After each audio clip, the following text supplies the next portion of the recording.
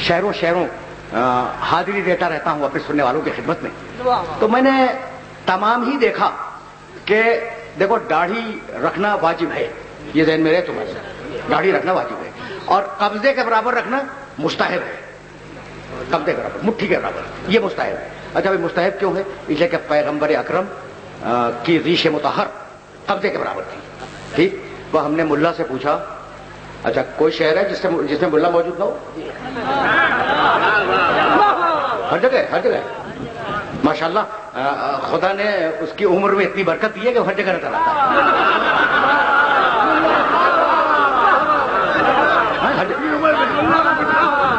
हर जगह है ना। अच्छा भाई, तो अब मैं जो सच्ची बात होगी उसकी तारीफ तो करूंगा। मैंने देखा कि मेरा ये मुल्ला ये कब्जे के बराबर दाढ़ी रखता है। मैंने पूछा भाई ये क्या है? दाढ़ी तो मेरे पास भी इतनी छोटी है। कहने लगा कि ये सुन्नत रसूल है, रसूल जो कर दे जो कह दे वो सुन्नत है। तो रसूल ने रीश मुतहर उनकी इतनी थी तो हम सुन्नत रसूल की हिफाजत कर रहे हैं। हमने कहा भाई ठीक है, ये टखने से ऊंचा पाजामा क्यों रखते हो? कहा ये भी मेरे प्यारे नबी की सुन्नत है। अच्छा भाई ये भी प्यारे नबी की सुन्नत है। ठीक, मैंने कहा भाई ये मिसवाक लेके घूम रहे हो?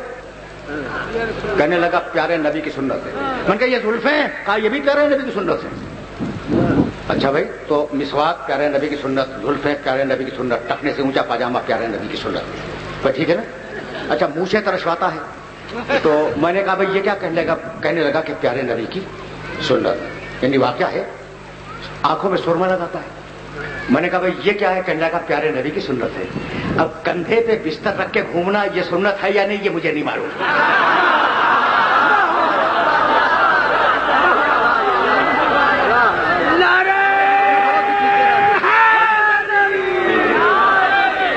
समझ रहे हो ना बात को? अच्छा भाई, तो प्यारे नबी की सुन्नत है, सुरमा प्यारे नबी की सुन्नत, जुल्फें प्यारे नबी की सुन्नत, कब्जे के बराबर दाढ़ी रखना प्यारे नबी की सुन्नत, मिसवाक प्यारे नबी की सुन्नत, ये सब प्यारे नबी की सुन्नत है। तो कितना अच्छा है ये मुल्ला कि मेरे नबी ने 1500 साल पहले जो कह दिया उस पर आज तक अमल कर रहा है। तो मैं उस मुल्ला से कह रहा हूं, मेरे नबी ने एक दिन एक निशस्त में 6 मरतबा या अली कहा, तो मौला मान के न सही, सुन्नत ही मान के 1 मरतबा तो कह दे।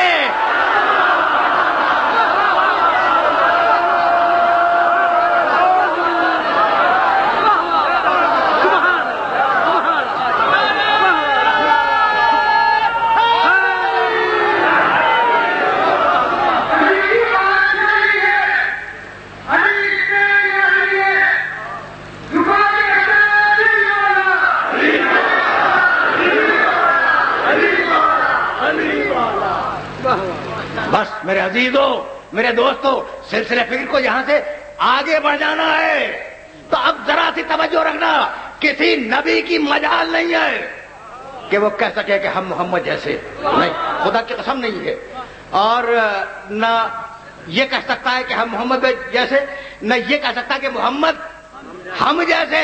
अगर यहां तक आ गए हो तो 2-3 मिसालें सुनते चलो, जरा देखना मूसा को और मोहम्मद को। कुरान से हट नहीं रहा हूं मैं। अच्छा भाई, मेरे बुजुर्ग ने हाथ हिलाया, तो अब मूसा से पहले मुझे इजाजत दो कि जरा इब्राहिम और मोहम्मद की आयत पढ़ता जाऊं।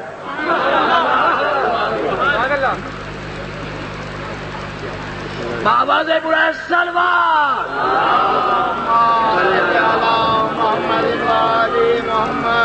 जरा तवज्जो रखिएगा।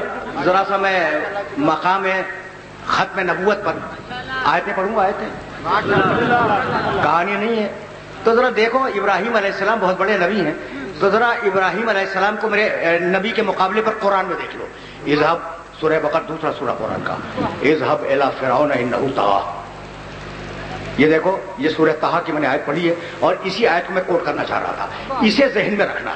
अब मैं जा रहा हूं इब्राहिम अलैहिस्सलाम की आयत की तरफ। अब सूरह बकरा, रब्बे अरनी कैफ़ तुह्यिल मौता, मालिक मुझे दिखला दे, इब्राहिम की दुआ, कि तू मुर्दों को कैसे जिंदा करता है। काला वलम तोमिन, अल्लाह ने कहा इब्राहिम तुम्हें ईमान नहीं है कि हम मुर्दों को जिंदा करते हैं? या तेवर देखो कुरान के। काला बला, इब्राहिम घबरा गए, कहा मालिक ईमान है कि तू मुर्दों को जिंदा करता है। قال بلا ولکن لیطمئن قلبی، میں یہ چاہتا ہوں کہ میرے دل کو اطمینان ہو جائے۔ تو اب ابراہیم کے پاس کیا ہے؟ ایمان ہے۔ کیا نہیں ہے؟ اطمینان نہیں ہے۔ ایمان ہے، اطمینان نہیں ہے۔ قال فخذ اربعۃ من الطیر، کہا جاؤ ابراہیم 4 پرندے لو، فصرہن الیک، انہیں مانوس کرو، انہیں اپنے سے مانوس کرو۔ پھر جب وہ مانوس ہو جائیں تو انہیں کاٹو، کاٹنے کے بعد ان 4 پرندوں کے گوشت کو ملا دو، پتہ ہی نہ چلے کہ کون سا ٹکڑا کس جانور کا ہے، ٹھیک ہے نا، انہیں ملا دو۔ ثم اجعل علی کل جبل منہن جزء، اور جاؤ یہ تمہاری بستی کے چاروں طرف جو پہاڑیاں ہیں ان پہاڑوں کی چوٹیوں پر ملا ہوا تھوڑا تھوڑا گوشت رکھ کے آ جاؤ۔ کہانی لگ رہی ہے نا، لیکن خدا کی قسم قرآن ہے، خدا کی قسم قرآن ہے۔ ثم اجعل علی کل جبل منہن جزء، بھائی بہت توجہ ہے۔ ثم ادعوہن، رکھو جا کے تھوڑا تھوڑا گوشت، نیچے اترو، انہیں آواز دو، جانوروں کو، کٹے ہوئے جانوروں کو آواز دو، یاتینک سیّا، وہ زندہ ہو کر تمہارے پاس آ جائیں گے۔ یہاں آیت سمجھ میں آ گئی؟ آیت کیا ہے کہ جانور لو، جانوروں کو مانوس کرو، جب مانوس لیں انہیں کاٹو، کاٹنے کے بعد گوشت ملاؤ، گوشت ملانے کے بعد پہاڑوں کی چوٹیوں پہ رکھو، 7 یا 9 اختلاف، پہاڑوں کی چوٹیوں پر رکھو، اور رکھنے کے بعد نیچے اترو، اور نیچے اترنے کے بعد مردہ جانوروں کے گوشت کو پکارو، وہ زندہ ہو کے تمہارے پاس آ جائیں گے۔ ابراہیم نے ایسا ہی کیا، رکھا، جب رکھ کے نیچے اترے تو ایک مرتبہ آواز دی، ہلموا الیہ، اے جانوروں زندہ ہو کر میرے پاس آ جاؤ۔ اب جملہ برداشت کرو گے؟ اے جانوروں زندہ ہو کر میرے پاس آ جاؤ، یہ زندہ ہو کر میں نے بڑھایا ہے، آیت میں نہیں ہے۔ ہلموا الیہ، جانوروں میرے پاس آ جاؤ، میرے پاس آ جاؤ۔ وہ مردہ جانور تھے جو نبی کے پکارنے پر زندہ ہو کر پہاڑ سے اتر آئے۔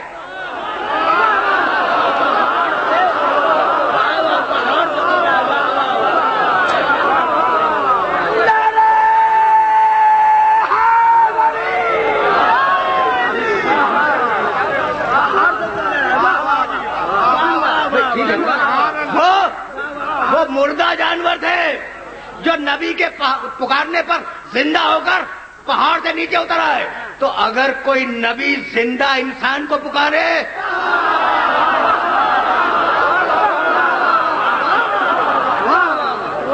تو ظاہر ہے کہ وہ نبی کے پکارنے پر یقیناً پہاڑ سے نیچے آ جائے گا۔ شرط یہ ہے کہ انسان ہو۔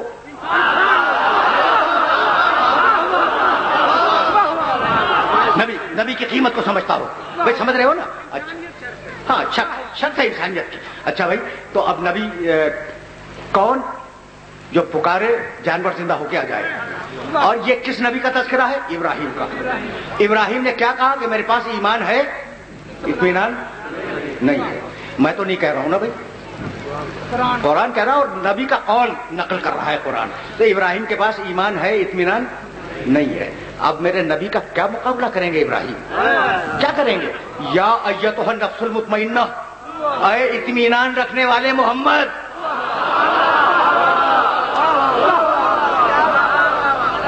اے اطمینان رکھنے والے محمد، ارجعی الی ربک، اپنے رب کے پاس واپس آ جا۔ اب میں کچھ نہیں کہوں گا، محمد میرے پاس واپس آ جا۔ یہ جملہ میں کہہ کے گیا تھا اور آج ریلیٹ کر کے اب آگے بڑھ جاؤں گا۔ محمد کون کہہ رہا ہے؟ اللہ۔ کیا کہہ رہا ہے؟ واپس آ جا۔ محمد آ جا نہیں، واپس آ جا۔ یہ واپس آ جا اور آ جا میں فرق کیا ہے؟ دیکھو، تم امام بارگاہ میں آئے ہو،